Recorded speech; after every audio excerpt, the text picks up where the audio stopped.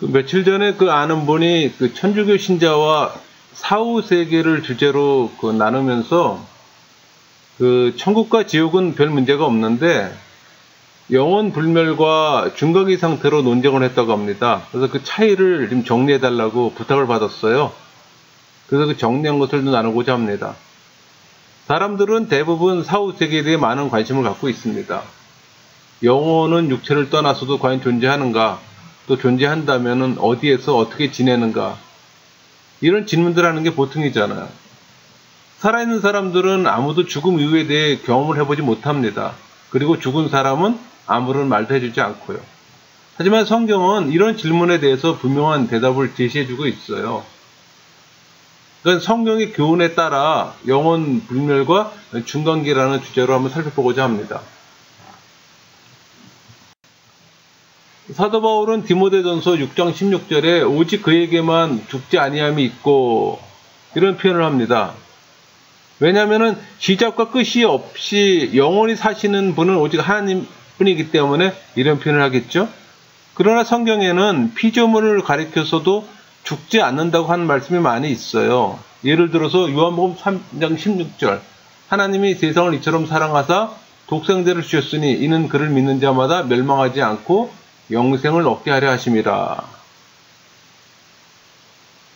또 계시록 20장 10절에 또 그들을 미혹하는 마귀가 불과 유황못에 던져지니 거기는 그 짐승과 거짓 선지자도 있어 세세토록 밤낮 괴로움을 받으리라. 이렇게 말씀하잖아요.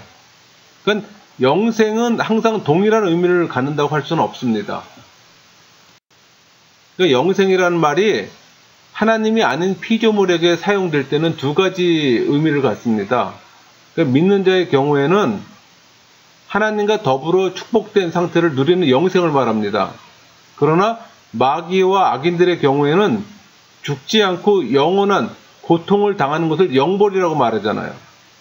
그러니까 의인과 악인의 영생에는 그 내용에서 서로 큰 차이가 있어요. 악인들의 경우에는 영생이라 하지 않고 영벌이라고 부르잖아요. 그러니까 의인의 영혼이든 악인의 영혼이든 결코 죽지 않는다는 점에서는 동일합니다.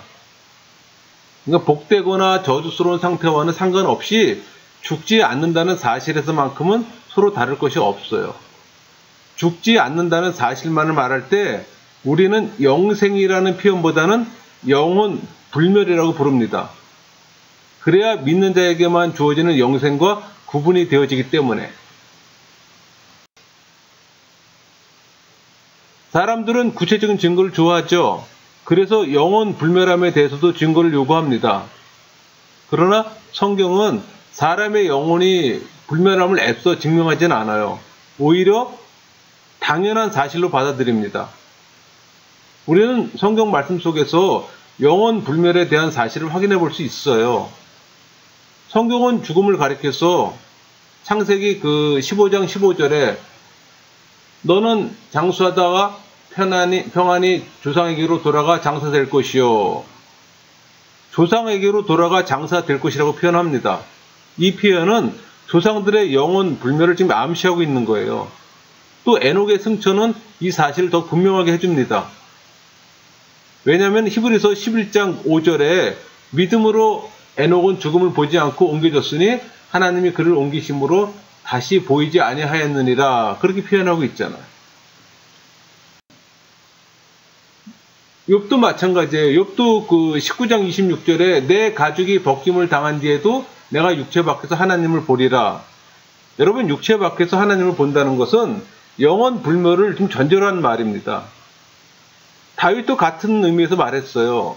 시편 17편 15절에 나는 의로운 중에 주의 얼굴을 배우리니 깰 때 주의 형상으로 만족하리이다.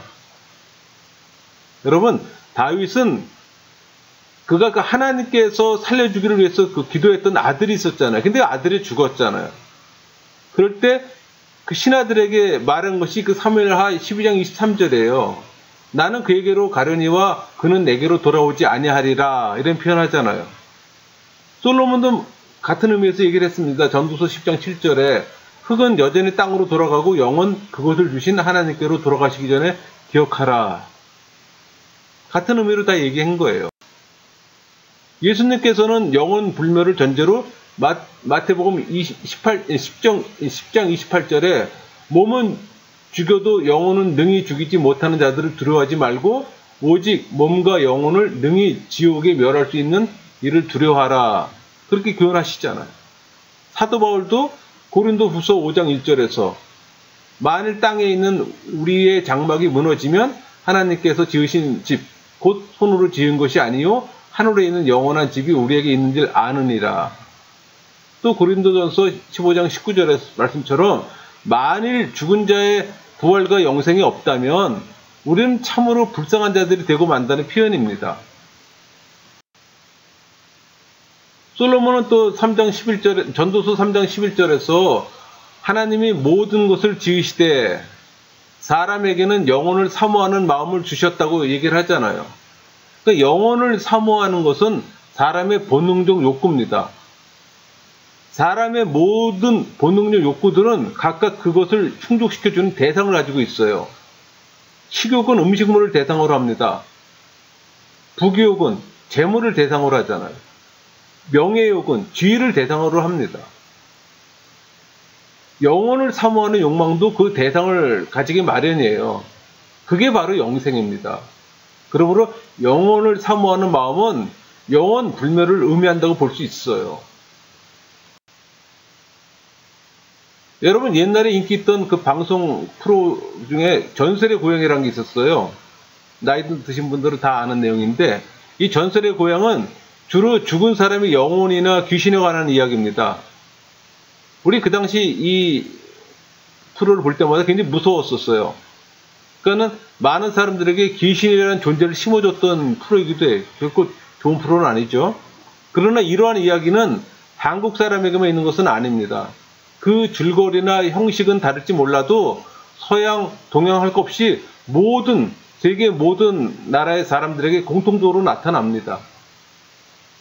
이처럼 육체를 떠난 영혼의 활동에 대한 생각이 모든 민족에게서 보편적으로 자리 잡고 있음을 알 수가 있는 거예요. 그러니까 영혼 불멸이 분명한 사실임을 또 반증하는 것이기도 합니다.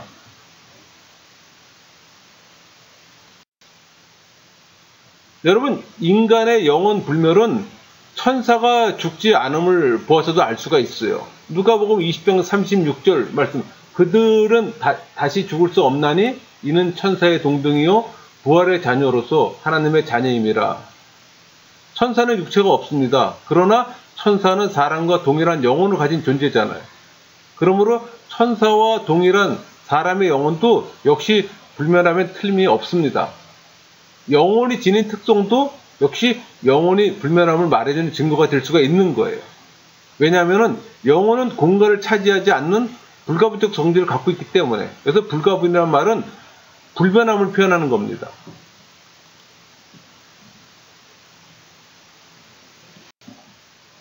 여러분, 예수님께서 재림을 약속하셨어요. 예수님의 재림은 최후의 심판을 위함이죠. 그 심판의 결과에 따라서 의인은 영원한 천국에 들어갑니다. 반면에 악인은 지옥에 던져지고요. 그런데 영혼이 불멸하다면 예수님께서 재림하기 이전에 세상을 떠난 사람들의 영혼은 어디에서 어떻게 지내는가? 그게 오늘의 주제잖아요. 우리는 한 개인의 죽음에서부터 예수님의 재림까지의 기간을 중간기라고 보통 부릅니다. 그런데 우리는 중간기와 관련해서 두 가지 질문을 직면하게 됩니다. 그것은 만일 중간기가 있다면 그 장소는 어디일까 하는 것과 그곳에서 어떠한 상태로 지내게 되는 걸까? 장소와 상태 문제죠. 기독교 초기의 성도들은 중간기에 대한 개념이 별로 없었습니다. 왜? 주님께서 곧 재림하실 것을 알았기 때문에. 그래서 그들은 인사말도 마라나타 했어요. 우리 그 고린도전서 16장 22절 만일 누구든지 주를 사랑하지 아니하면 저주를 받을지어다. 우리 주에 오시옵소서. 우리 주에 오시옵소서. 저게 마라나타잖아요. 주께서 임하시니라 그런 의미도 있고요. 그러나 주님의 재림 소식은 없었어요. 또 주변에서는 많은 핍박과 다른 이유들로 죽는 자들이 늘어나고, 그래서 점차 중간계에 대한 생각들이 생겨났던 거예요. 그 결과 사람은 죽어서 곧바로 천국이나 지옥에 가는 것이 아니라고 주장하는 사람들이 또 생겨나는 거예요. 그러니까 잘 믿는 소수의 사람들은 천국에 들어가지만 대부분의 사람들은 죽음 이후에 다시 한번 고통 속에서 구원받을 수 있는 기회를 부여받는다고 하는 사람들이 나타났던 거예요.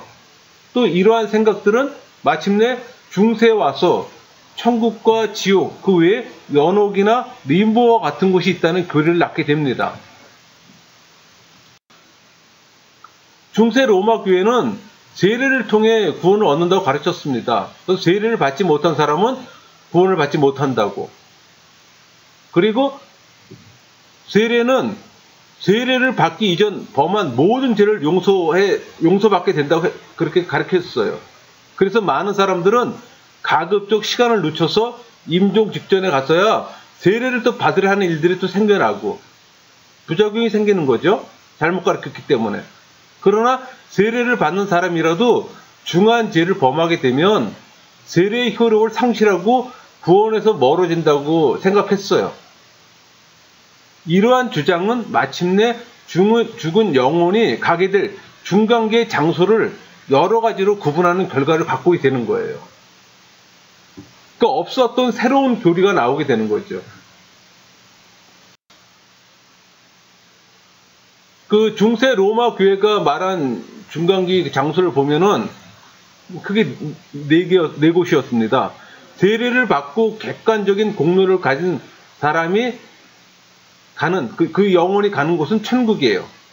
그리고 세례를 받지 못한 사람과 큰 죄를 범해서 세례의 효력을 상실한 사람들이 가는 영혼은 지옥이고, 또 세례는 받았지만은 객관적인 공로를 가지지 못한 사람의 영혼이 가는 곳은 연옥. 또 세례를 받지 못했으나 구약시대에 살았던 성도의 영혼과 자범죄를 범하기 이전에 죽은 아이들의 영혼은 림보로 들어가는 거예요. 이 중에서 우리가 이제 오늘 관심을 끄는 것은 연옥과 림보잖아요. 우리에게는 생소한 용어입니다. 이게 카톨릭에서만 있는 거기 때문에. 근데 지금 이 논쟁이 우리 개신교인하고 카톨릭 교인하고 이제 논쟁을 하다 보니까 이 부분에서 이제 부닥치게 되는 거죠. 연옥, 림보는 우리 개념에서는 음부와 낙원이잖아요. 그러니까 여기서 연옥은 이 라틴어로 투게토리엄, 림보는 라틴어로 림버스입니다. 이거를 보면은 이제 그 연옥이란 어떤 것인가? 중세교의 가르침은 이 연옥이라는 곳은 많은 고통 속에서 정화와 연단을 받는 장소예요. 그런데 이 정화와 연단의 기간은 또 사람 따라 다르다고 합니다. 그 사람들이 말이에요. 그리고 그 기간은 살아야 있는 사람들의 기도나 제사 또는 선행으로 단축될 수 있다고 하는 거예요. 근데 이런 그 중세교의 가르침은 어디서 근거를 하냐면 외경 마카비 2서 12장 38절에서 45절에 근거를 두고 있어요. 저도 그거 찾아서 한번 봤습니다, 그거를. 근데 여러분, 이 마카비서는 외경이잖아요. 영감된 권위를 가진 책이 아니에요. 그러므로 신임할 만한 어떤 근거를 갖고 있지는 못합니다. 그리고 그 구절들 자체가 서로 좀 모순되는 내용을 포함하고 있어요. 그러니까 봐도 신임할 수 없는 내용들이에요.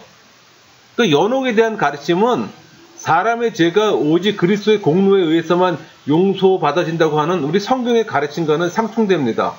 그리고 또 우리 죄는 믿음에 의해서만 사함받는다고 하는 게 성경의 교훈이잖아요. 그거하고도 상충되는 거예요. 그러니까 역사적으로 볼 때 연옥 사상은 교회에 유익이 되지 못했습니다. 오히려 부패한 교회를 만들었어요. 그 대표적인 게 면죄부 판매였잖아요. 오히려 면죄부를 팔게 하는 구실만 제공했을 뿐이었어요. 그래서 종교개혁자들은 연옥을 사단의 고아물이라고 아주 맹렬히 비난했습니다. 림보라는 어떤 것인가? 림보, 림버스, 라틴어입니다. 그러니까 라틴어로 가장자를 의미해요. 우리 그 스가랴 9장 11절에 내 언약의 피로 말미암아 내가 내 갇힌 자들을 물 없는 구덩이에서 놓았나니, 이런 표현이 있잖아요. 그러니까 지옥 주변에 있는 지하 동굴이라고 생각해서 사용하게 된 용어입니다. 그러니까 중세 로마 교회는 이 림보란 하나님의 사람들이었지만 세례를 받지 못했던 구약 시대 성도들이 가는 곳, 그 선조 림보라고 그랬던 거기를 갖다. 그리고 이제 세례를 못 받았으나 자범죄가 없이 죽은 어린아이들 영혼 있잖아요. 걔들이 무슨 죄가 있어요? 그렇죠? 그러니까 그런 영혼들이 가는 중간계 장소는 유아 림보 이렇게 가르쳤던 거예요. 근데 여러분, 이 근거를 이 사람들은 베드로전서 3장 18절에서 20절 그리고 요한복음 3장 5절이 그 근거라고 제시를 해요.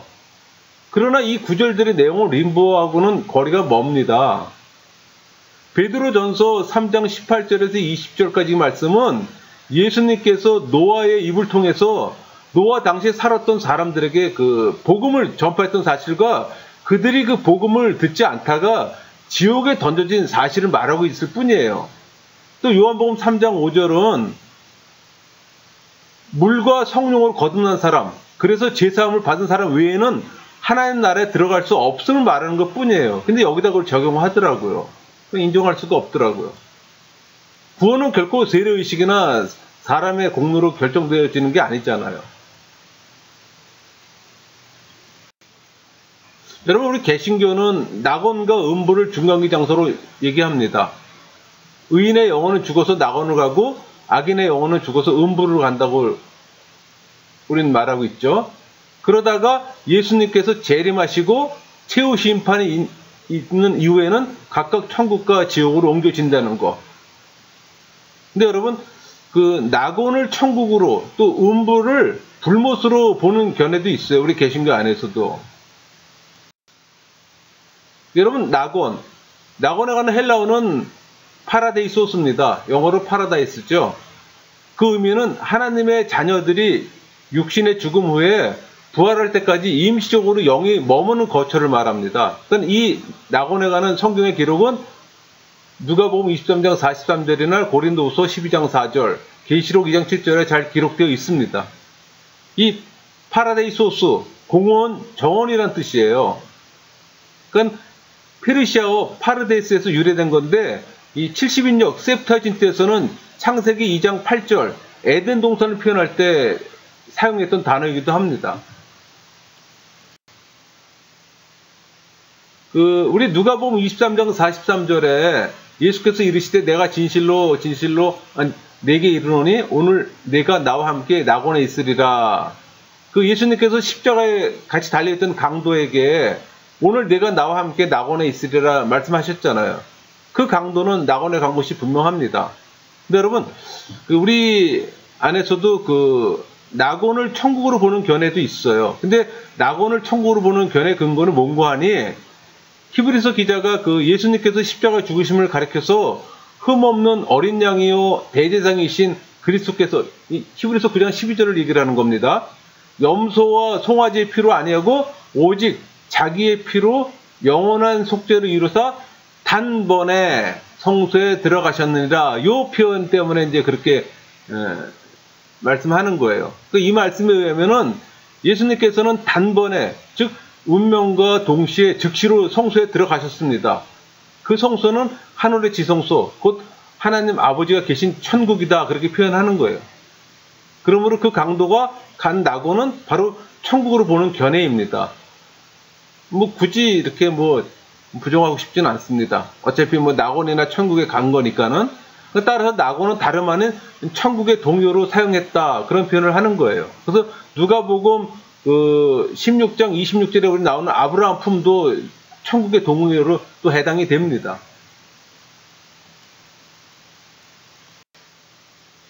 이제 음부를 봐야겠죠. 신자나 불신자에게 공통되는 질문이 한 가지가 있어요. 육체가 죽은 뒤에 어느 곳에서 심판대까지 기다리고 있게 됐는지.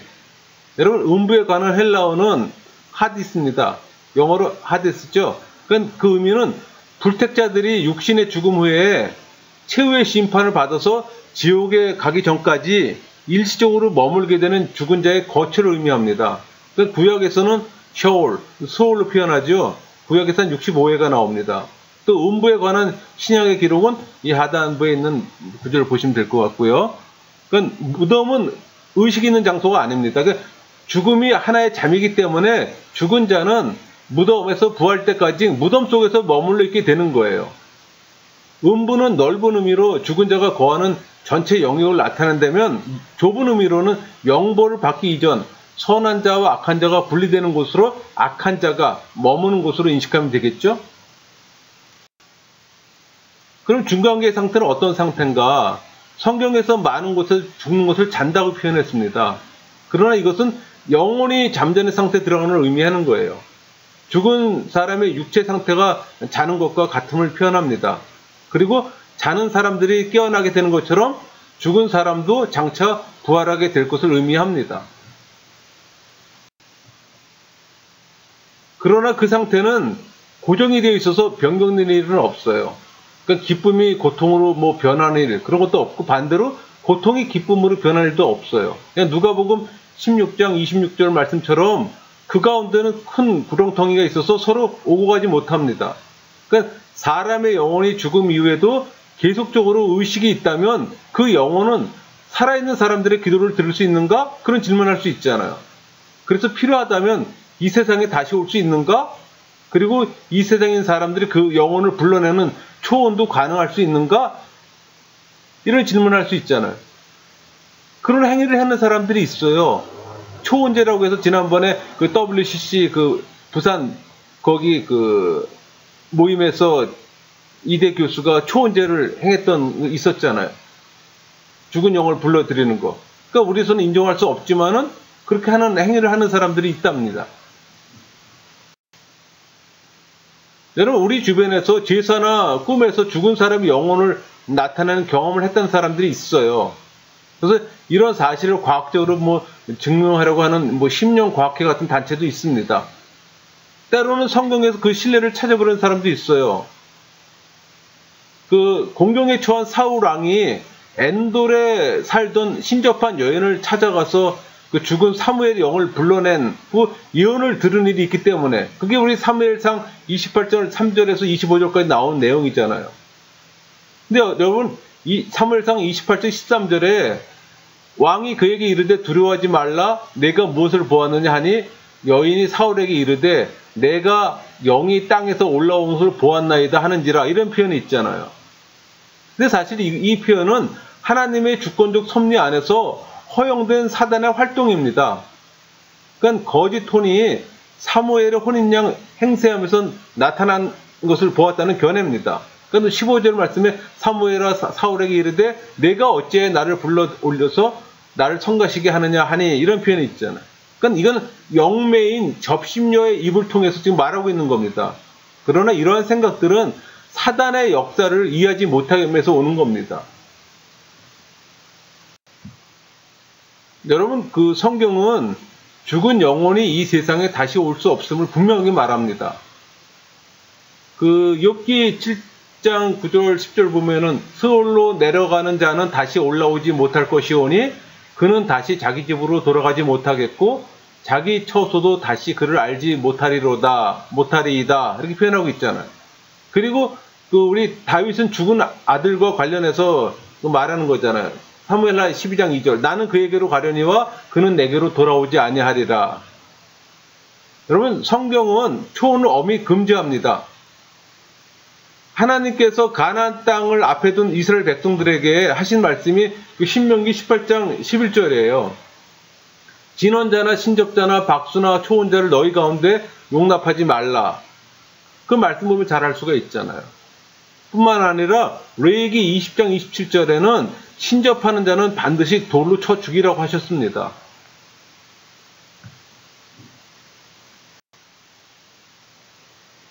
사람의 영혼은 영원히 죽지 않습니다. 그러므로 사람은 육체가 한번 죽는 것으로 모든 것을 끝내버리는 게 아니에요. 그러니까 의인의 영혼은 천국에서 영원한 행복을 누립니다. 악인의 영혼은 지옥에서 영원한 저주의 고통을 받아요. 이러한 상태는 영원히 고정되어 있어서 달라질 일이 없습니다. 그 상태는 이 땅에 살아있는 잠시 동안의 삶에서만 좌우되는 거예요. 그러기에 현재의 삶은 너무나도 값지고 중요한 겁니다. 마치겠습니다.